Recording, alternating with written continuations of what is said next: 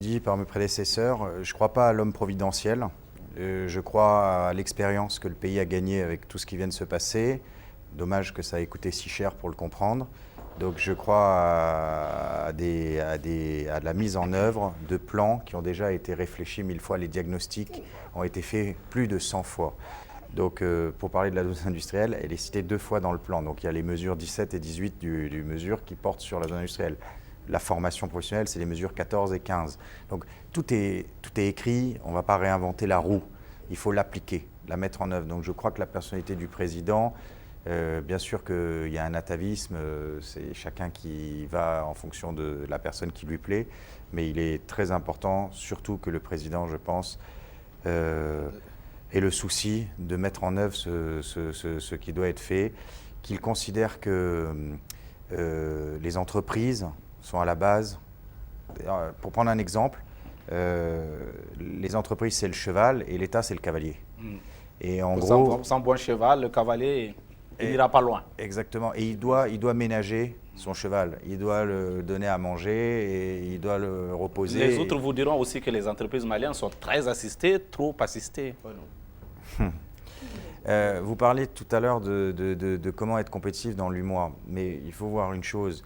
On est quand même, nous, à 1300 km des ports pour faire souvent les mêmes activités avec les contraintes des facteurs de production qui ont été cités.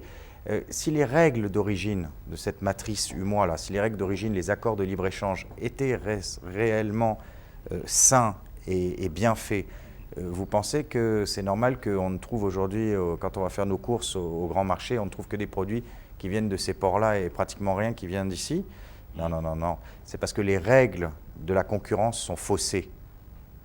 Il y a des problèmes dans l'application des règles de la concurrence. Au niveau de l'UMOA. Au niveau de l'UMOA. Donc ça, le président, courageusement, doit revoir le traité. Et on ne peut pas mettre sur un ring un boxeur de 50 kg avec un boxeur de 100 kg. C'est les règles du jeu. Oui, voilà. ça se fait. Et pourtant, c'est ce que nous vivons tous les jours. Et les autres contre nous, ils sont plus lourds que nous. En tout cas, les portuaires.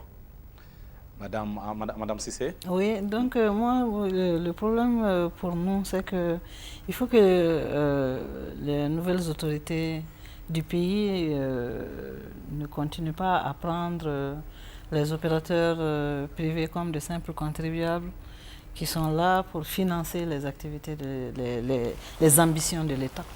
Nous sommes pour être là comme contribuables ou comme... Et pour aider l'État à être à la dimension de ses ambitions, il faudra que nous soyons des partenaires, de vrais partenaires pour le politique. Mais pour vous, qu'est-ce qui fait jusqu'à présent qu'on n'arrive pas à trouver ce niveau de partenariat nécessaire pour le développement du secteur privé et l'enrichissement de l'État? Parce que le secteur privé est laissé pour compte par l'État. Le secteur privé ne compte que pour pouvoir financer les activités de l'État via la douane ou via les impôts. Je crois que c'est le problème qui se pose pour nous du secteur privé. Donc il faut que l'État prenne le secteur privé comme un partenaire et non comme un financier. Et c'est ce que vous comptez faire entendre aux candidats. Exactement. Pour qu'ils ne comprennent pas que c'est une vache laitière qu'on ne doit pas nourrir. Non. C'est ce que nous comptons faire comprendre par les nouvelles autorités qui vont venir. Une vache laitière qu'on doit nourrir. Il faudrait bien lui donner suffisamment de foin pour qu'elle ne meure pas. C'est ça, en fait. Ce n'est que ça. Est-ce que souvent vous avez l'impression justement que par rapport à la recherche de ce foin, pour parler caricaturalement, est-ce que vous croyez que c'est par rapport à cette recherche d'engraissement du secteur privé, vous êtes aussi ou vous faites mal comprendre par l'État? Madame Coulibaly. Bon, j'avoue que ces derniers temps, nous assistons quand même à un rapprochement, dialogue, secteur privé et État. Et sinon, on l'a tellement dit. Oui, on l'a tellement dit. Il fut un moment, mais jusqu'à présent, quand même, on se regardait en chien de faïence. Le secteur privé n'avait pas confiance à l'État, l'État n'avait pas confiance au secteur privé. Il va falloir qu'on se dise que nous sommes des partenaires. L'un ne peut pas aller sans l'autre. Surtout que l'État lui-même, excusez-moi du terme, se targue de dire que le secteur privé est le moteur du développement. Donc, quand nous sommes le moteur du développement, il va falloir qu'on nous montre vraiment que nous sommes le moteur du développement.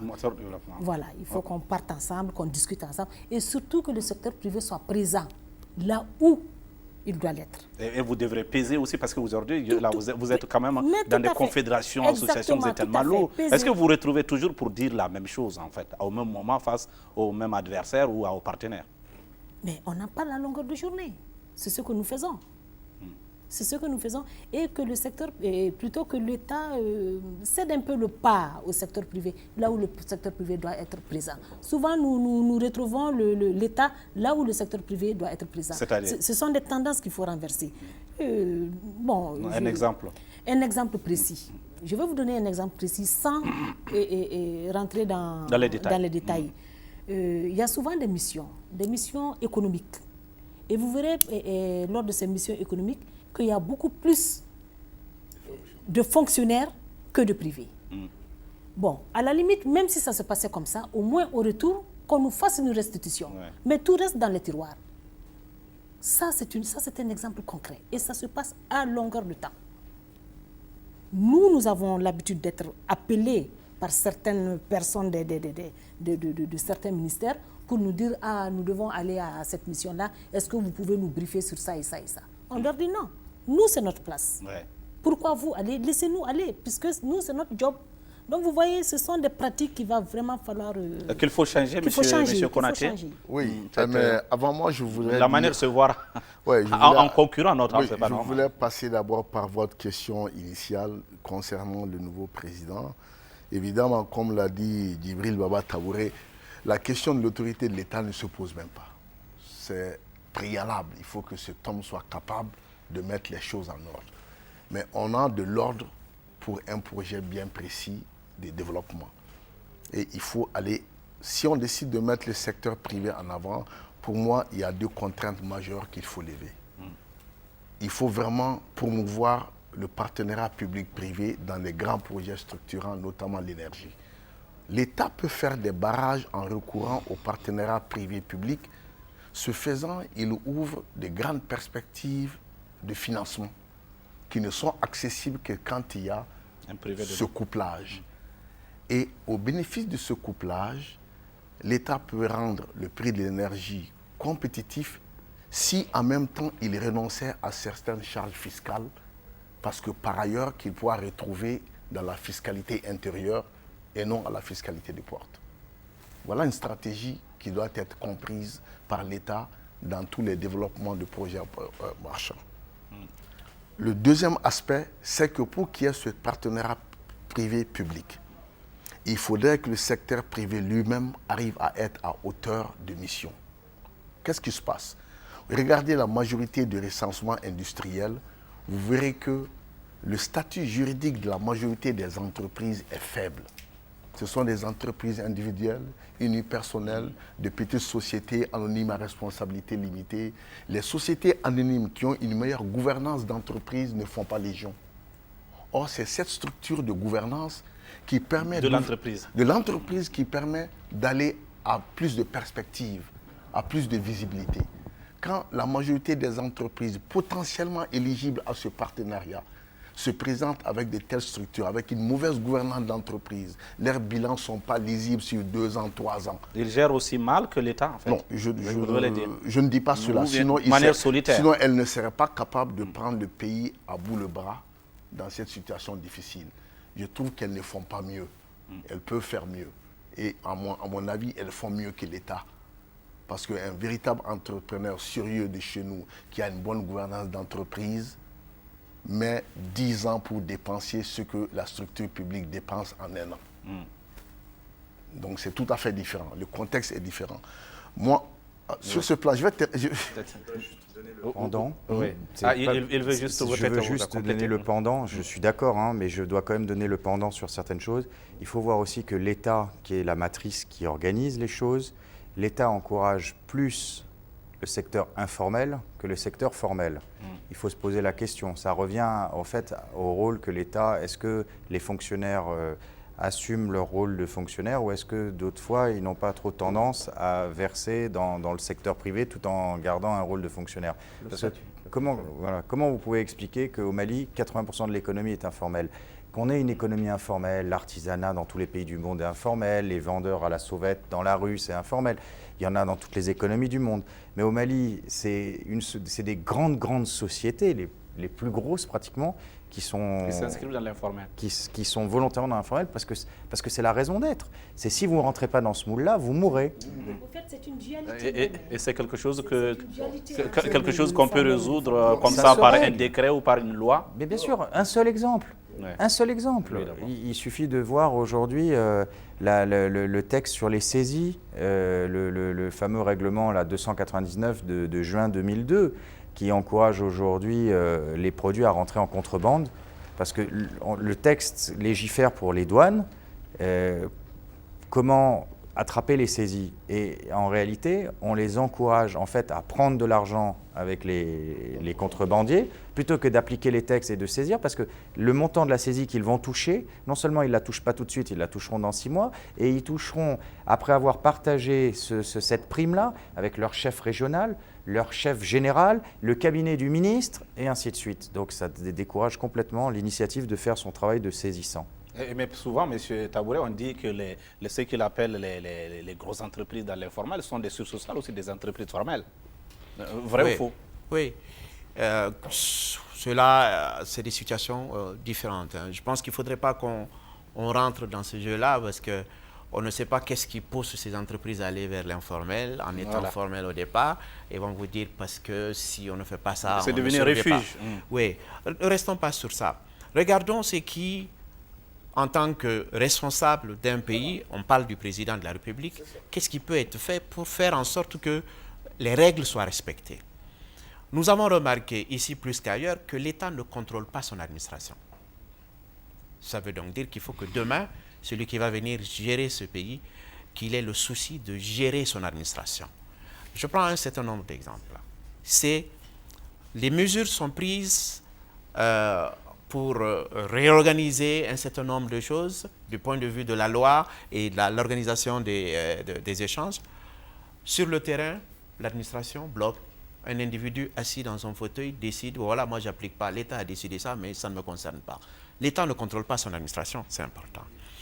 La concurrence qui est la règle, puisque nous sommes dans une économie libérale, partout dans le monde, les règles de concurrence sont respectées par les acteurs sous le contrôle de l'État. Et c'est la responsabilité de l'État. Il faut que l'État fasse respecter ces règles de concurrence. Dans les pays les plus libéraux, l'État est fort et l'État est présent, il veille au grain. Il est impersonnel. Absolument, il veille au grain. Nous avons besoin aussi que la justice soit une justice qui soit une justice qu'on peut prévoir. Parce que c'est ça qui sécuriserait aussi les entreprises.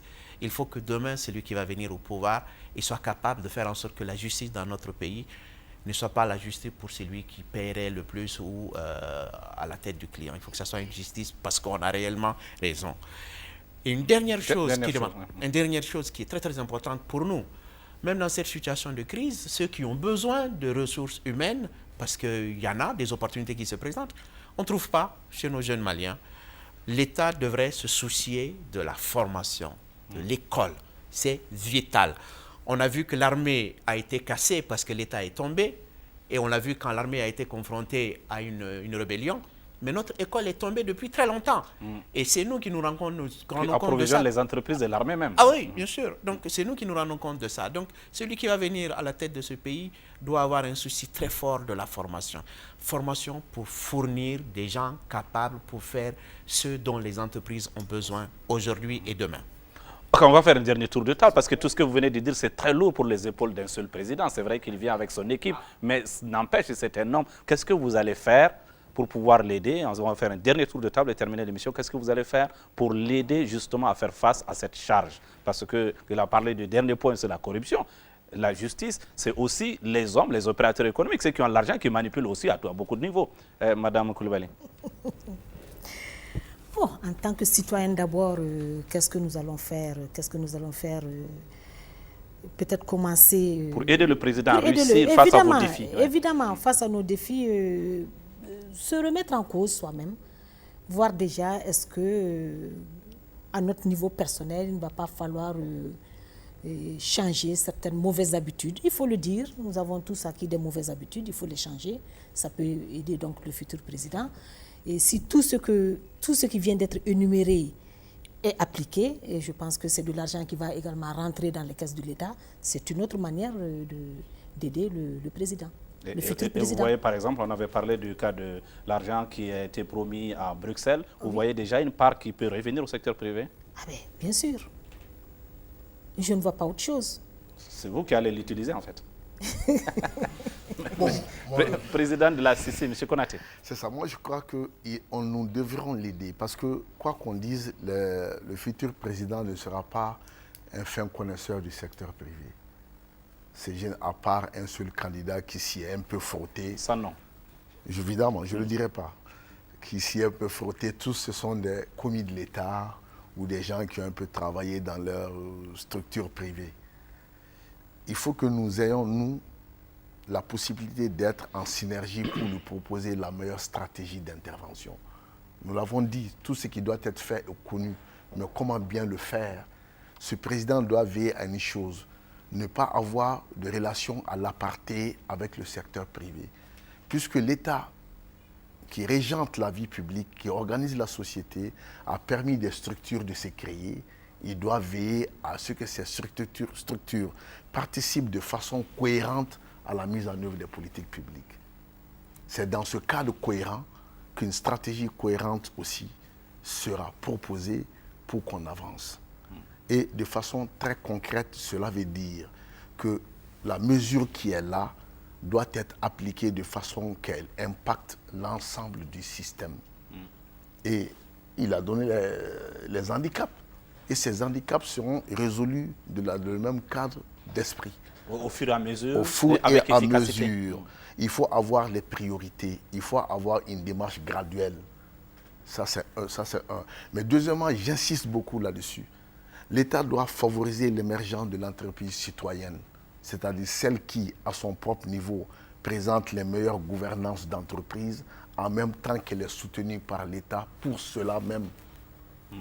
Et ce sont ces entreprises-là qui seront ses partenaires privilégiés, quitte à les subventionner pour créer ce noyau dur qui doit tirer l'économie vers l'avant. Les capitaines d'entreprise. Voilà. Madame Cissé. Oui, donc le nouveau président nous trouvera avec nos cahiers de charges et nos mémorandums par rapport à ce que nous pensons pouvoir être fait. Chez vous ou pour nous. vous allez le donner déjà? Chez nous, nous avons déjà un cahier de charges pour le nouveau président. Nous avons déjà un mémorandum pour le nouveau président, un mémorandum qui contient l'état des lieux de notre secteur d'activité, un mémorandum. Et nous sommes le plus grand atout que nous avons et la plus grande contribution que nous pouvons faire pour le nouveau président, c'est notre disponibilité à l'aider dans tout ce qu'il devra faire pour l'émergence d'un secteur privé fort. Donc, nous l'attendons pour que, si jamais il nous fait appeler, nous pensons qu'il va nous faire appel.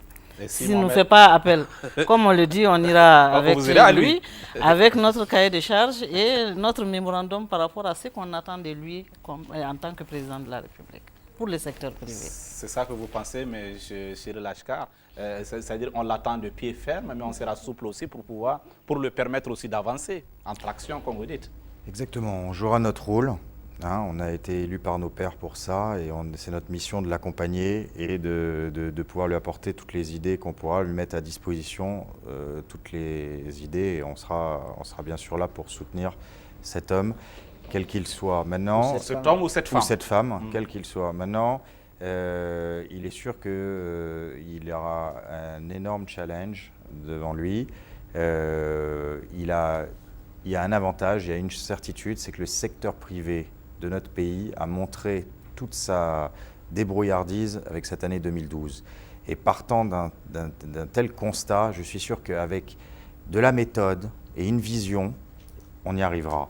Et ce que nous espérons par-dessus tout, c'est qu'à l'image de ce qui s'est fait au Sénégal après l'élection de Macky Sall, où il y a eu ce fonds souverain de 200 milliards de francs CFA pour industrialiser le Sénégal, qu'ici on viendra non pas avec 200 milliards, mais peut-être 500 milliards.